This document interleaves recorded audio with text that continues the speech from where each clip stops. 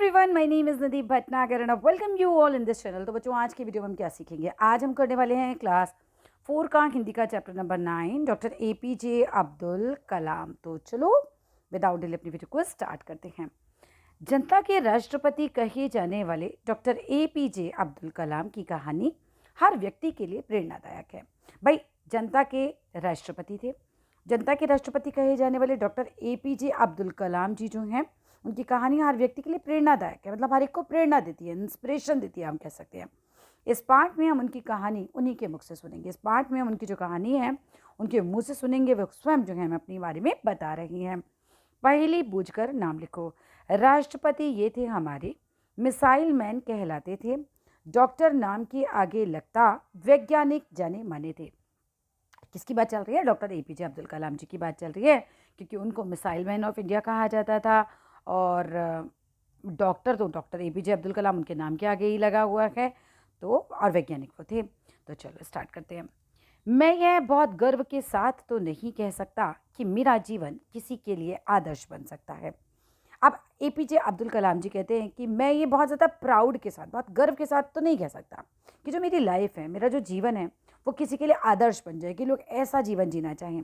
लेकिन जिस तरह मेरी नियति ने आकर ग्रहण किया, उससे किसी गरीब बच्चे को सांत्वना अवश्य मिल जाएगी। कि जिस तरीके से नियति ने, प्रकृति ने, भगवान ने, समझ लो कैसे आकर ग्रहण किया है, उस तरीके से मतलब ये समझ लो कि मैं कुछ भी नहीं था। मैं तुम्हें बात समझा देती हूँ। मैं कुछ भी नहीं था, मैं तो बहुत एक गरीब बच्चा था। तो इससे मेरी कहानी को पढ़ के लोगों को ये सांत्वना ज़रूर मिल जाएगी कि आज आप भले ही कुछ भी नहीं हो, लेकिन फिर भी आपका पूरा जीवन बदल सकता है अगर आप सही में मेहनत कर लो तो। ठीक है। लेकिन जिस तरह मेरी नियति ने आकर ग्रहण किया, उससे किसी गरीब बच्चे को सांत्वना ज़रूर मिल जाएगी, अवश्य मिल जाएगी। जो किसी छोटी सुविधाहीन सामाजिक स्थिति में जी रहा हो, ऐसे बच्चे को सांत्वना मिलेगी जो किसी छोटी सी जगह पर रह रहा हो, सुविधाहीन जगह हो, यानी कि जहाँ पे कोई सुविधा नहीं हो, ऐसी सामाजिक स्थिति में रह रहा हो। शायद मेरी कहानी उसे निराशा की भावना से मुक्त करने में सहायक हो। शायद उसे मेरी कहानी उसकी निराशा की भावना से मुक्त करने में हेल्पफुल हो, है ना। कि बंदा मेरी कहानी पढ़े तो वो खुद निराश ना हो, ये सोच के कि वो बहुत गरीब है, उसके पास सुविधाएं नहीं हैं। ठीक है बच्चों, 15 अक्टूबर 1931 को मेरा जन्म हुआ था तमिलनाडु के रामेश्वरम में। मेरे गांव का नाम था धनुषकोडी। आप ध्यान रखना कब इनका जन्म हुआ था। 15 अक्टूबर 1931 को इनका जन्म हुआ। इनका जन्म तमिलनाडु में रामेश्वरम में हुआ था। तमिलनाडु की रामेश्वरम जगह है, वहाँ हुआ था। बताते हैं कि उनके गांव का नाम धनुषकोडी था। ये नाम आपको पता होना चाहिए। और पिता का नाम बताते हैं जैनुलाब्दीन और माता का नाम था आशिमा। ठीक है, नाम अच्छे से याद करना। मेरा पूरा नाम अब्दुल पाकिर जैनुलाब्दीन अब्दुल कलाम था। ये पूरा नाम आपको आना चाहिए। मेरे पिता नावें बनाते थे और मछुआरों, ये जो मछली पकड़ते हैं ना, मछुआरों को किराए पर देते थे नावें, है ना। नाव मीन्स बोट। हम एक संयुक्त यानी कि जॉइंट फैमिली में, परिवार में रहते थे और घर का गुजारा बड़ी मुश्किल से ही हो पाता था। ये लोग गरीब थे, पैसा नहीं था, और जॉइंट फैमिली थी यानी बड़ा परिवार होगा तो गुजारा बड़ी मुश्किल से होता था। मेरे पिताजी की लगन, उनके ऊंचे विचारों और उनकी कर्मठता, माने बहुत मेहनती थे, उनकी कर्मठता ने मुझे प्रारंभ से ही अत्यधिक प्रभावित किया। पिता के विचार कैसे थे? ऊंचे विचार थे। पिता कैसे थे? बहुत हार्ड वर्किंग थे, बहुत कर्मठ थे और बहुत लगन थी उनके अंदर। कुछ करना है तो करना है, और ये सब चीज़ों ने बहुत ज़्यादा इन्हें प्रभावित किया।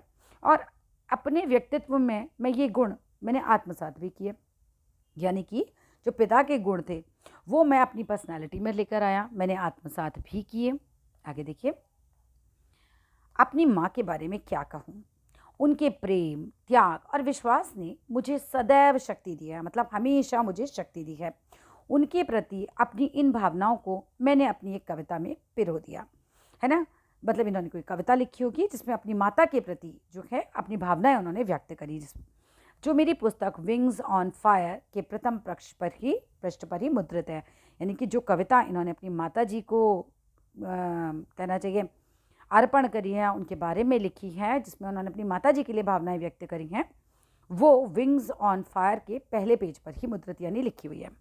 जीवन में सफलता और अनुकूल परिणाम प्राप्त करने के लिए मैंने दृढ़ निश्चय, आस्था और सकारात्मकता इन तीनों शक्तियों को भली भांति समझ लेना चाहिए।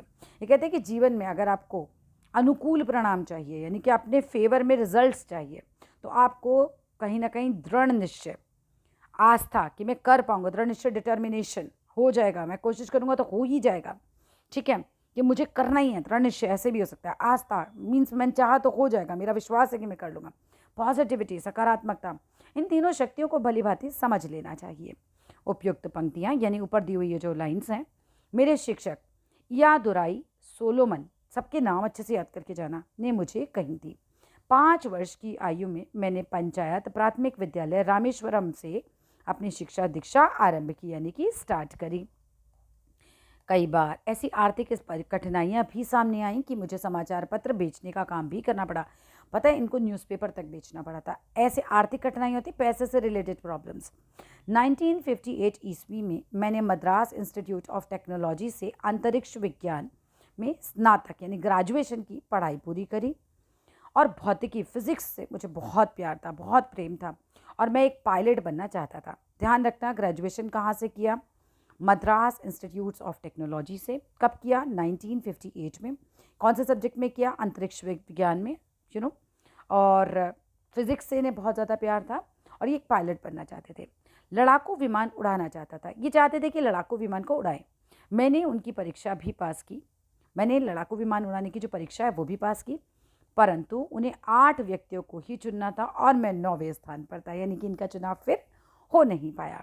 यहीं से मैंने अपनी दिशा बदल ली, अदरवाइज ये पायलट बन जाते। पर इन्होंने देखो हार नहीं मानी। उस समय देखो 8 व्यक्ति को चुनना था, ये 9वें थे, तो उस समय हो सकता है कोई आदमी हो तो गिव अप कर दे कि नहीं, लाइफ में कुछ नहीं है, मैं असफल हो गया, लेकिन उन्होंने हार नहीं मानी। जब तक आप अपना 100% योगदान नहीं देते हैं तब तक आप सफल नहीं हो सकते हैं।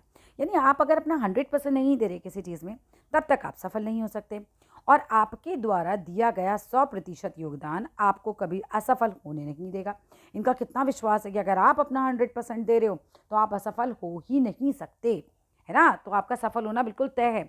1962 ईस्वी में मैं भारतीय अंतरिक्ष अनुसंधान संगठन से जुड़ा और मैंने परियोजना महानिदेशक का पद संभाला। परियोजना महानिदेशक का पद संभाला। भारत का पहला स्वदेशी उपग्रह प्रक्षेपास्त्र SVL तृतीय इन्होंने ही बनाया था।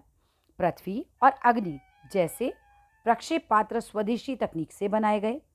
अपने देश को अंतर्राष्ट्रीय अंतरिक्ष क्लब का सदस्य बनवाने का जो स्वप्न मैंने देखा था वो पूर्ण हुआ, यानी कि वो पूरा हो गया उनका सपना।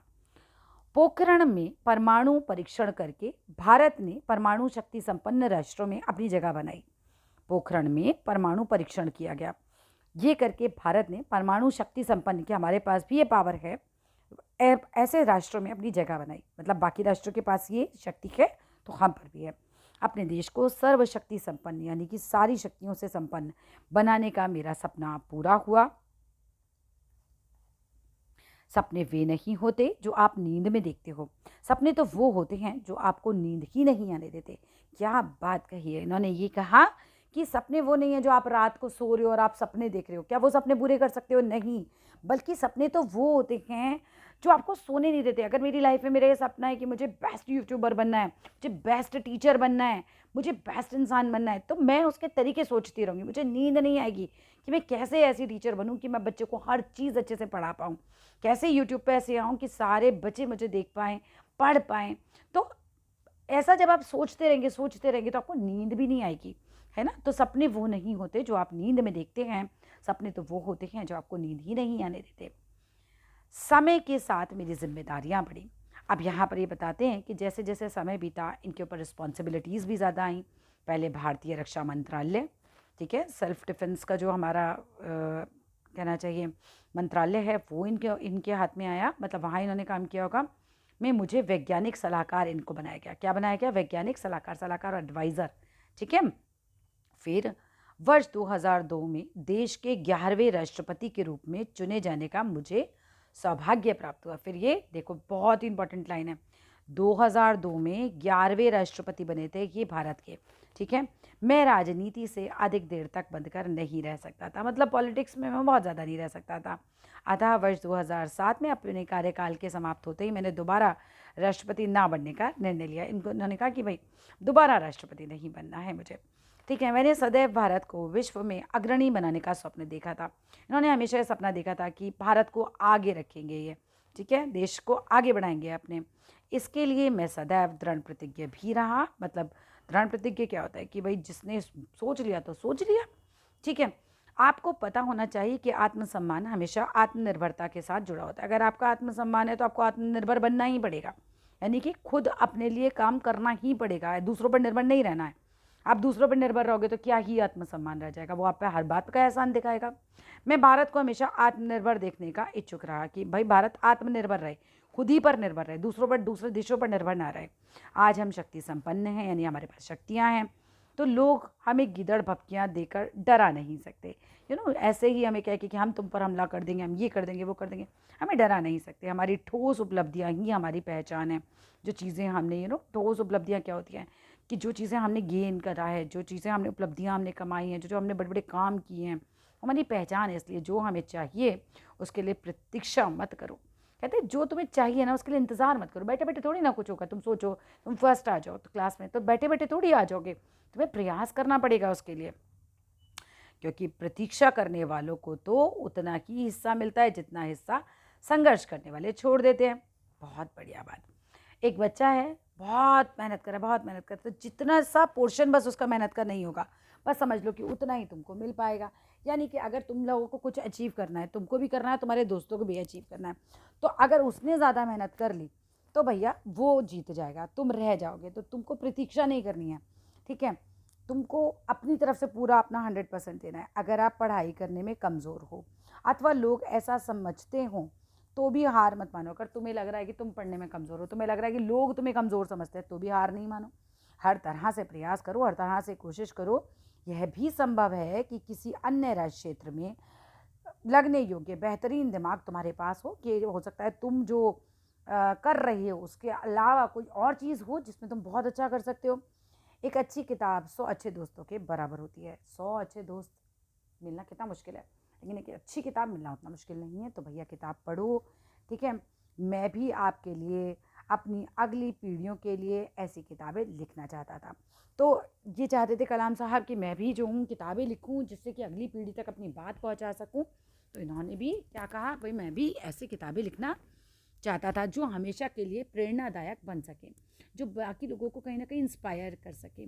मैंने इसके लिए प्रयास भी किया, मैंने इसके लिए कोशिश भी की और अनेक पुस्तकें लिखी, जैसे India 2020, A vision for the new millennium, my journey. ये सारी किताबें हैं और हो सके तो इन्हें पढ़ने की कोशिश करना, थोड़ी बड़े हो जाओ तो।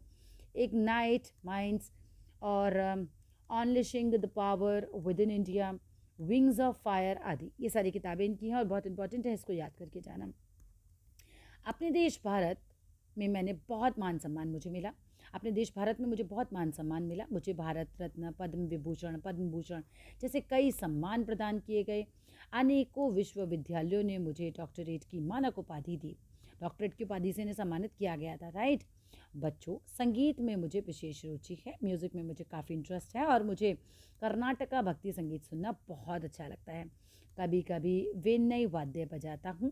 बचपन से ही अपने देश की मिली जुली संस्कृति ने मुझे मुझे उससे बहुत ज़्यादा प्रेम रहा है। मैंने गीता का अध्ययन पूरे मन योग से किया। देखो, ये मुसलमान हैं धर्म से, लेकिन फिर भी इन्होंने पूरी गीता को बहुत अच्छे से पढ़ा, पूरे मन से पढ़ा। बच्चों से अपने विचारों का आदान प्रदान करना मुझे सदैव भाता रहा, मतलब मुझे सदैव अच्छा लगता रहा। मैं सभी भारतीयों से यह कहना चाहता हूँ कि आत्मविश्वास और कर्मठता हमारी असफलता की जड़ से मिटाने के लिए परमावश्यक औषधियाँ हैं। हमारी असफलता को जड़ से मिटाने के लिए आपको आत्मविश्वास की ज़रूरत है, खूब मेहनत करने की ज़रूरत है। जय हिंद। और एक सूर्यास्त।